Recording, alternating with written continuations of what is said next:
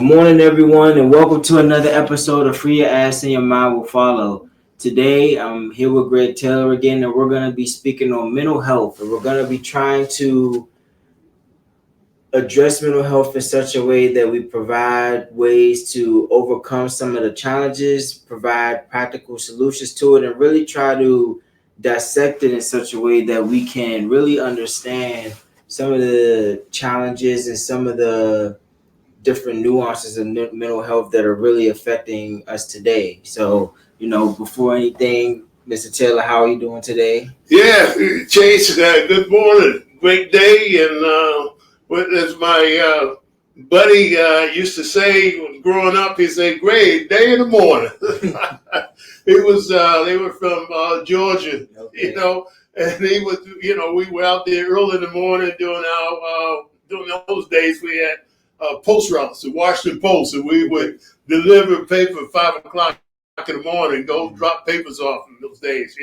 People are lazy these days. They ain't going to do that, but that's the way we made our money. But his name was Preacher too, and he would see something that excite him, and he would say, "Great day in the morning." So I remember that. I don't know why that came to me today. Mm-hmm. Maybe because it's Friday. It's Friday, and it's a good day, and a good day to our audience out there. And as Chase said, today we're going to talk, about mental health and some of the challenges, nuances out there, and perhaps some ways that we can mitigate it. Now, let me qualify myself. I'm not a mental health expert. I'm not a psychologist, and nor is Chase, all right?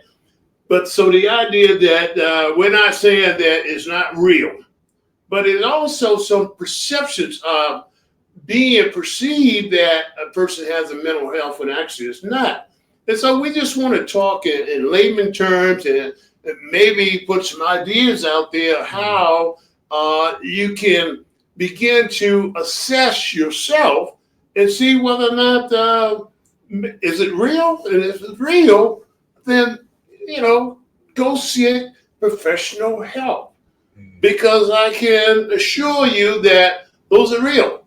But then sometimes it may be because of other factors going on in your life that you may perceive that it's a mental health problem because it's everywhere. It's in the air. And I will tell you, a lot of folks and a lot of providers out there making gobs of money, and the next thing, little Johnny goes to school and he stops at the local store and get one of those sugar drinks in the morning. And he goes to school drinking that. He gets to school, and little Johnny up there, all fired up in class. And the teacher look at him and say, "What's wrong with little Johnny?" And write a note to the nurse and said, "Hey, he's got a problem." Yeah. The nurse sends a note home to the mom. Then all of a sudden, he has ADHD or something. Yeah, that's the whole thing is, then he's put on medication when actually it was the sugar drinks to do it. Mm-hmm. And the same thing, little Susie goes to school and she's eating potato chips from the store in the morning, all that salt. And with that salt, not the salt, but the salt as well as the saturated fats in there. And guess what? That saturated fats gets in the brain and then impede the flow of oxygen to your brain. And so when the teacher asks little Susie a question or something like that, and she was, wait a minute. Note to the nurse. Sit there. Susan got a disability problem, a learning problem. Note goes home to the mom. The next thing they put on something or some type of drug or something like that.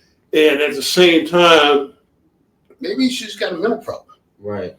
And off she goes. But only in both cases, little Johnny and Susan, it was what they were eating and drinking that gave symptoms of perhaps it was a mental disability or something else.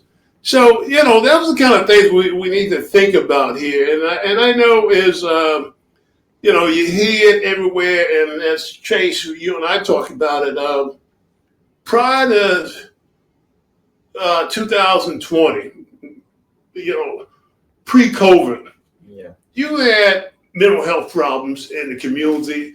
but it wasn't at a point where it was exaggerated, to a point where it was everywhere. Everybody was talking about, we had, growing up, I had a few guys in DC, we say a little off or something like that. But at this point, and then post-COVID, we're seeing where there's a proliferation of mental health disorders, the increase of gun violence, domestic abuse, the use of drugs. Yeah, and all these things. And you begin to say, well, what's going on?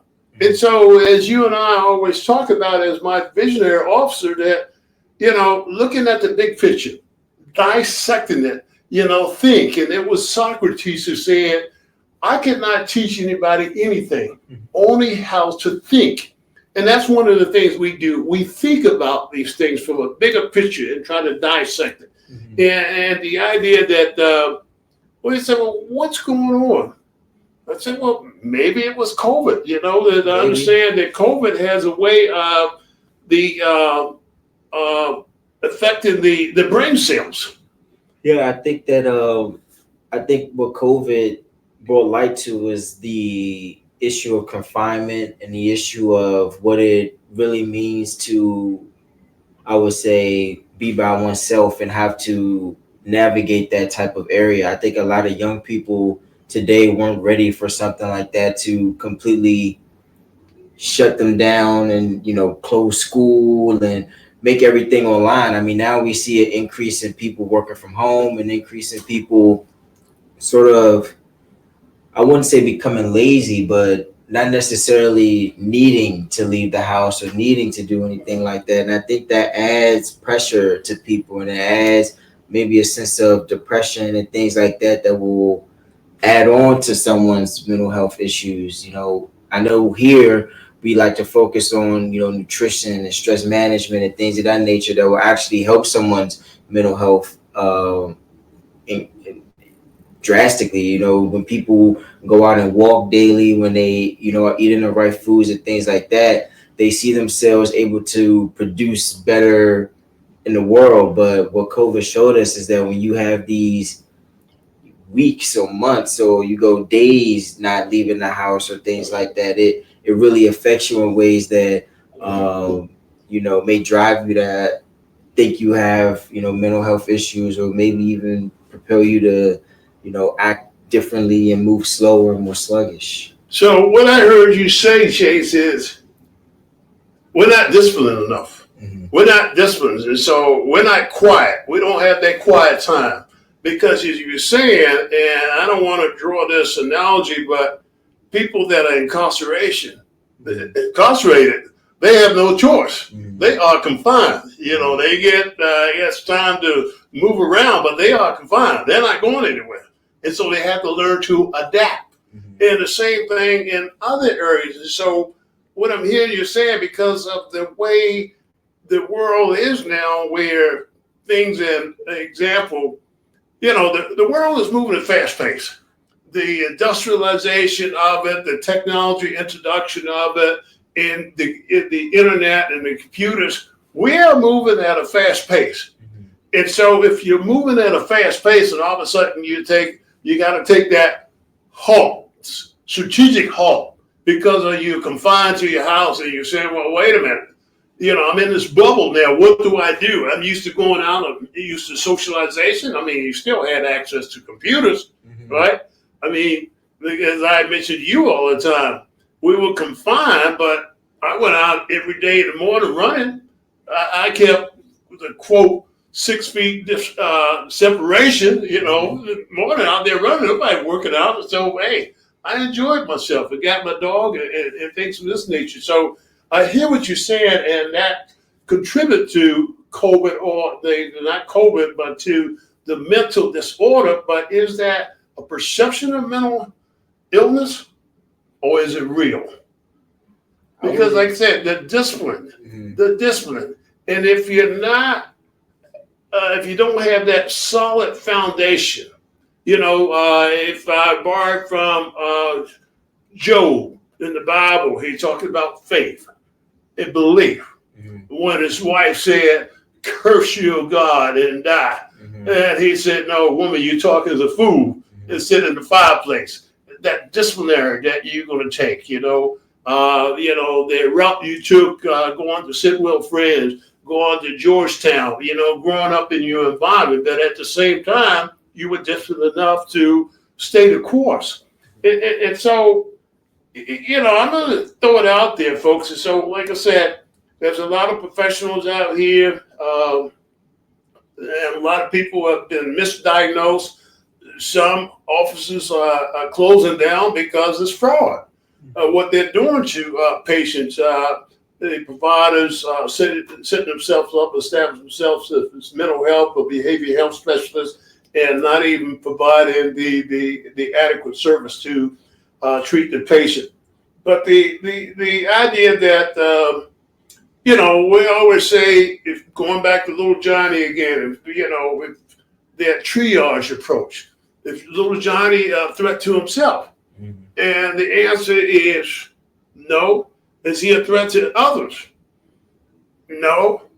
Well, maybe little Johnny just needs some counseling or support, peer support, family. Maybe his father left or something like that. Maybe his mom is having some trouble.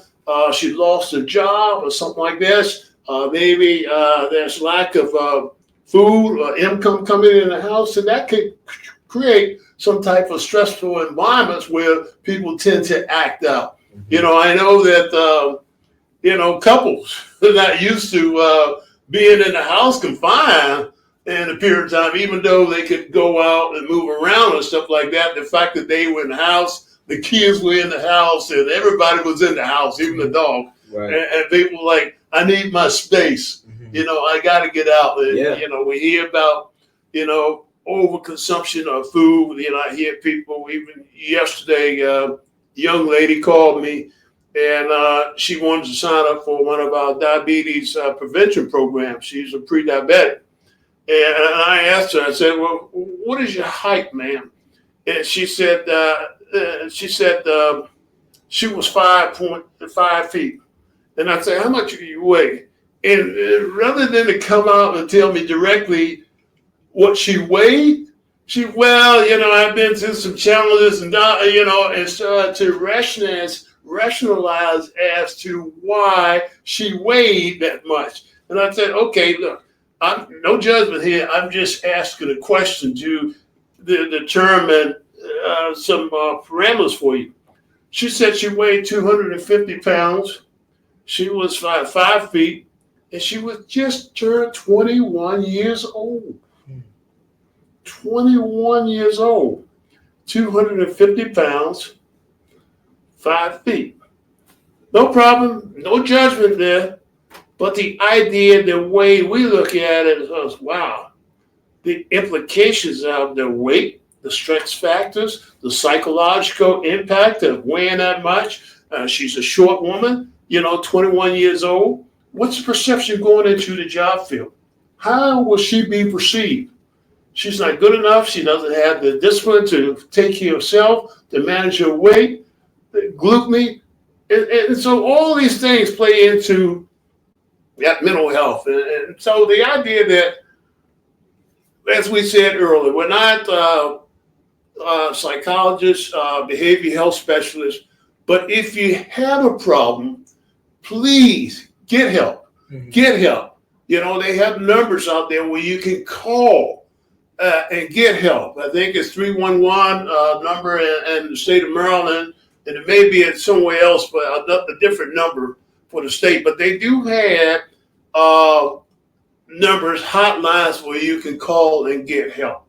But on the other hand, sometimes we need to take a step back and kind of look at what's going on in our life. Like I said, a fast pace, and especially for the younger generation, things are moving fast. It's look at the DNC the other night with Kamala Harris. 3 weeks ago she was the vice president, and now she's being nominated for president. And lightning speed, she was able to raise $500 million, then accept the nomination for president for Democratic nomination. Things are moving out. 74 days from now, or 73, either her or Trump will be the president. Right. And I'm hoping that it leans in her favor, but the idea that the outcome will show. But that's what I'm talking about, fast-paced. And the only way she was able to do that because of leveraging the technology, the internet, white guys for Kamala, black guys for LBJ people for, all these things. But it was through technology. And what I'm sharing with you is the fast pace in which we live in today.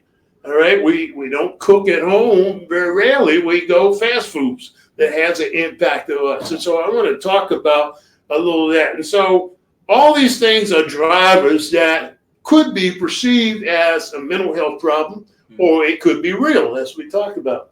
So I like to, any comments before I go on to this? I mean, I think you spoke on something important, which is social media. I think the integration of social media and other platforms such as Zoom and WebEx and things like that helped us during the pandemic to be able to continue and work from home and things of that nature. But I think it also contributed to the stress factors and the other different things that people experience today, which is sort of FOMO, like fear of missing out. It's like this perception that your life isn't going the way it's supposed to. And so as you see, like, a young girl, 21 years old, is dealing with weight issues of that nature. And even me, when I was 21, I was dealing with something like that, coming fresh off of COVID and things of that nature. And even though I was still able to go out and work and do internships and finish school and things like that, those different factors really do play a role in your mind about, like,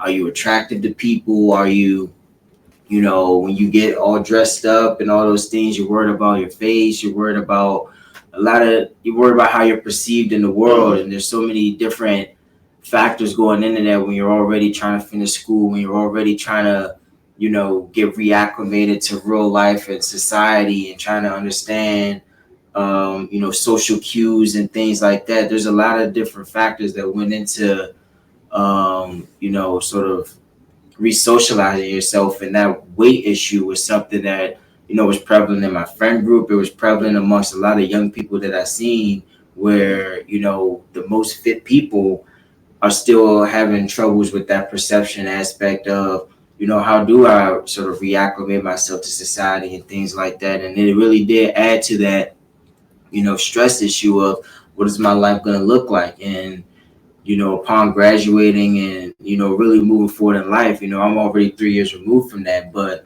it was a struggle to, be in the gym every day, trying to lose that weight, trying to, find different ways to make oneself happy and stuff like that. And so it was a real difficult time, I would say, to really learn yourself, really learn your faith, and all those different things played a role. But I think social media was a big factor with the increase of TikTok, Instagram, maybe even YouTube. Distraction. And you find that I think in Virginia that they're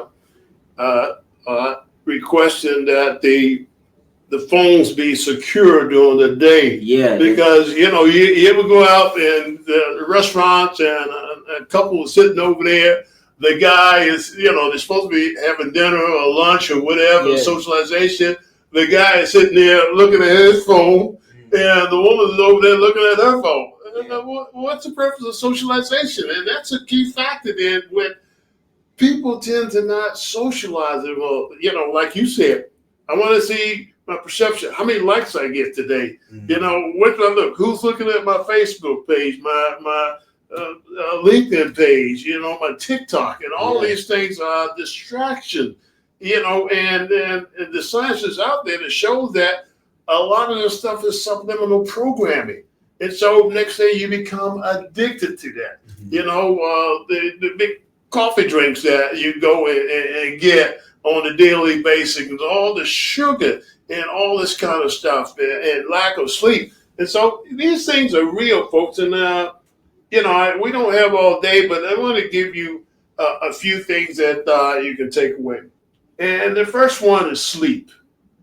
We're not sleeping, folks. We're not sleeping. Our body needs rest. And when we rest, our body rebuilds itself. The cells in our body, we rejuvenate ourselves, like the little guys in our bodies or little girls in our body, the cells, the red blood cells or white blood cells and all the cells, they go to work to rebuild our bodies up.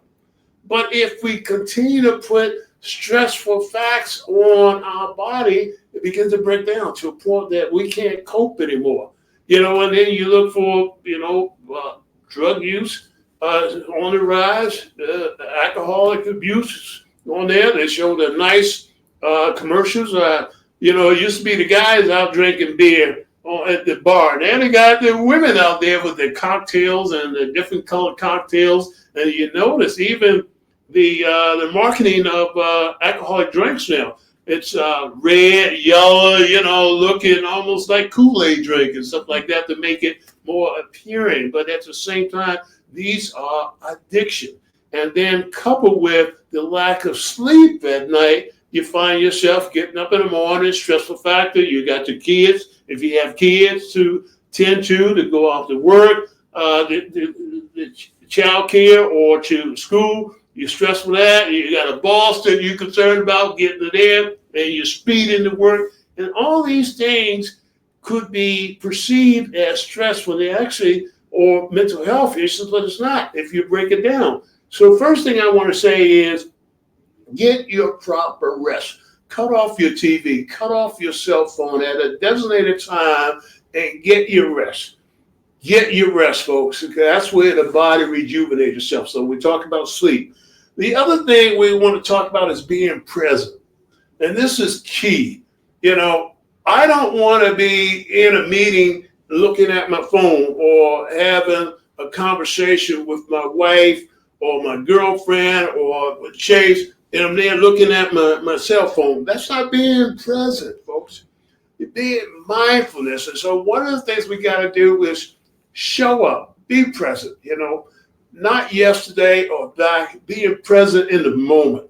And so that requires some getting to some discipline, but, you can try meditation, relaxation, sitting still, taking deep breath for about 5 minutes a day, like that will release you.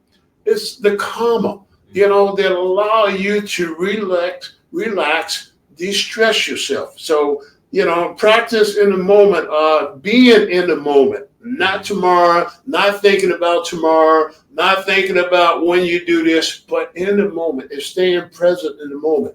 Taking walks and stuff like that through the parks, by the lakes and stuff like that will help you, rejuvenate you, and keep you in the moment of being present. The other thing is activities, Chase. Activities is another thing that you can do. You can't afford to just sit around and wait for another link or being on your cell phone or whatever. Activities. Get engaged. Don't worry about what you don't have or what you need. Get engaged. And if you say, well, how do I get engaged? There's many activities out here that you can do. You got these sports clubs, leisure clubs, walking groups, social support groups, you name it. They're out there to support your needs, and therefore you don't feel alone. And so that's activities. I like to run and work out and read. Those are things I enjoy, but I also like to get out there and socialize with friends because I'm not alone in this world, and I need some interaction. And so activity is a big one. Next thing is creativity. And the thing about creativity is, in this fast-paced world that we talk about, you got to get creative. What worked yesterday is not necessarily mean it's going to work today. Right. And so you got to get creative. And one of the things that your role, Chase, is visionary officer. And so visionary officers wanted to come up with ideas. Every day, Chase and I think of some type of idea. And I'll be telling you, as a business, or sometimes we don't have the resources or stuff like that, we think of ways to create and develop strategies to bring in more business. All right. Mhm. We're not afraid to make the call or write the email and stuff like that to organizations and meet with them. But creativity, looking at how ways to market your business, how ways to finish school, how ways to attain funding to go to school. So all these things, or another job per se, you got to come up with a strategy. If you're not working, you're stressed out, you don't have funds coming in, look at ways that you can develop a personal plan to go after that job. Don't show up with a resume and throw it to them and wait for somebody to call you. You got to learn something about that business, go in there and talk to that person about how you can help them improve the outcome of this business by hiring you. Right. And so you got to be creative these days, and that's very important. And then the last one is eating. Folks, that's a big one. Because I will tell you that, Chase, a lot of stuff that we eat that you think is food because you're hungry, if these chemicals they're putting in it, these antibiotics and stuff like that are causing you to have a mental imbalance in your bodies. And so, if you look at maybe instead of eating those high fat diets and a lot of what I call processed food, maybe a couple of days a week you eat maybe a plant-based diet, with fresh produce and fruits and stuff like that, maybe juice and stuff like that. This way you'll see your body begin to detoxify, and at the same time you get rid of that what I call mental fog in your body. And so eating is also key. So the idea, if you're listening to us today and you say, I heard you, Greg, I heard you, Chase, but you guys at Tell for Life are doing so many things, and you are the experts in this area or in this space, but how do I do it? Don't worry about how to do it, just do it. Just do it. Some of the things that we talked about, just do it. Don't worry about how you're going to do it. Do it. And lastly, I want to think about, this is perceived notion that what I talk about, it's about growing or dying. And if you look at yourself in a circle, and you in that circle, and you trying to persist to get out of that circle, you in the center of that circle, and it's like no way out, no way out. But you got to persist, continue to persist until you find a way to get out of that circle and reach the goal that you desire for your house. When you get that breakthrough, guess what? You see the relaxation in your mind. You see that some of these things you perceive as mental health was not really a mental health problem. But again, we wanted to just give you some tips on ways to mitigate some of these challenges. Some of them could be perceived as mental health when actually it's not. But again, as we said earlier, if you have a mental health problem, make sure you call and get the help you need. So until next time, Chase, free your ass and your mind will follow. Absolutely. Stay tuned. Thank you.